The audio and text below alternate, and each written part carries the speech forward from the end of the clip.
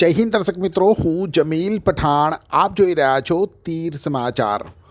વાત કરીશું પોલીસ પરિવાર અને પોલીસ વિભાગની સામાજિક કલ્યાણકારી અને માનવીયતા આધારિત સેવા પ્રવૃત્તિ સામે આવી છે તેની. જી હા, ફરજ દરમિયાન અકસ્માતે અવસાન પામેલ પોલીસકર્મીના પરિવારને પોલીસ વિભાગની સાથે પોલીસ પરિવાર દ્વારા આર્થિક સહાયતા કરવામાં આવી છે.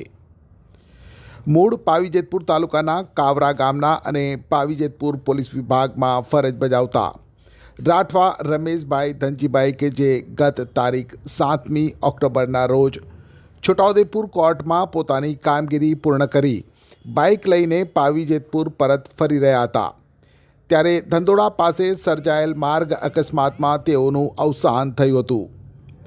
ત્યારે મરહૂમ રમેશભાઈ રાઠવાના પરિવાર ઉપર આવી પડેલ દુઃખની આ ઘડીમાં સામાજિક જવાબદારી નિભાવતા પોલીસ પરિવાર તરફથી એકત્રિત કરેલ રકમ કુલ ₹4,08,000 તેમજ પોલીસ વિભાગ દ્વારા કલ્યાણકારી યોજના બંધુત્વ સહાયના ₹2 લાખ મળી કુલ ₹6,08,000ની નાણાકીય સહાયની રકમ મરહૂમ રમેશભાઈના આશ્રિત ધર્મપત્નીને જિલ્લા પોલીસ વડા ઇમ્તિયાઝ શેખના હસ્તે અર્પણ કરવામાં આવી.